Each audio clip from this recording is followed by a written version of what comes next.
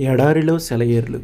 July 23 మన ప్రభువైన యేసుక్రీస్తు పేరట సమస్తమును గూర్చి తండ్రి అయిన దేవునికి ఎల్లప్పుడూ కృతజ్ఞతాస్థుతులు చెల్లించుచు.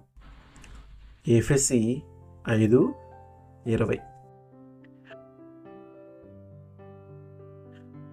నీకు కీడు కలిగించేదేదైనా సరే నువ్వు దేవునిలో ఉన్నట్టయితే నిన్ను ఆవరించిన వాతావరణంలాగా దేవుడు నిన్ను ఆవరించినట్టయితే ఆ కీడు అంతా నిన్నంటబోయే ముందు దేవుణ్ణి దాటి రావాలి కదా.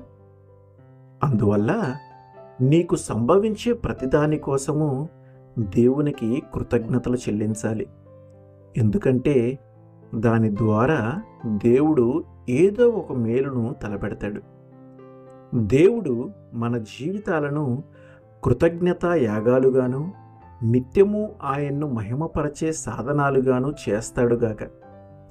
మన జీవితాలు అలా ఉంటే ప్రతిదీ మనకు దీవెనే. ఒకసారి ఒకతను అదే పనిగా ఓ కాగితంపై నల్ల చుక్కలు పెడుతున్నాడు. ఇష్టం వచ్చినట్లు చుక్కలు పెట్టుకుంటూ పోవటం తప్ప అతనేమి చేస్తున్నట్టు అనిపించటం లేదు.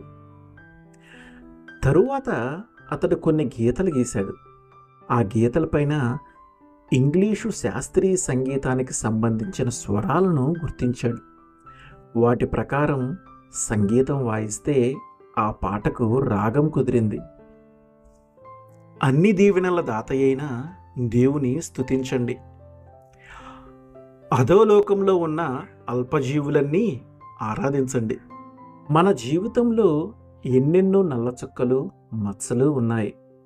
అయితే అవి ఎందుకు మనకు దాపురించాయో, దేవుడు వాటిని ఎందుకు తొలగించాడో మనకు అర్థం కాదు.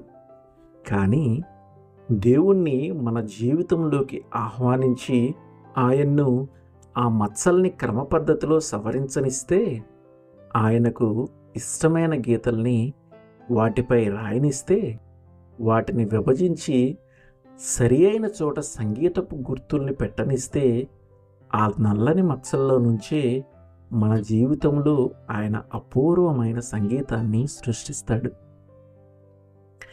ఈ ధన్యకరమైన పని చేయకుండా ఆయన్ను అడ్డగించటం తగదు. మందస్థాయి సంగీతం లేకుంటే హెచ్చు స్థాయి వినసొంపుగా ఉండదు. సముద్రాలకి ఇసుక తెన్నెలకి నీడల్ని చిత్రించకుంటే చిత్రకారుడు గీసిన బొమ్మలో అందముండదు.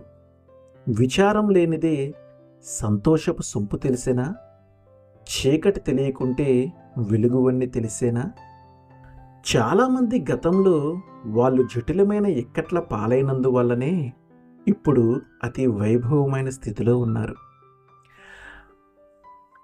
ఆర్గాన్ వాయించేవాడు నలుపు మీటలు నొక్కినా తెలుపు మీటలు నొక్కినా వచ్చే స్వరం వినసొప్పుగానే ఉంటుంది. కానీ ఆర్గాన్లోని సంగీతం వినిపించే సామర్థ్యాన్ని పరీక్షించాలంటే అతడు వాటిని వీటిని కూడా నొక్కాలి. ఆమేన్.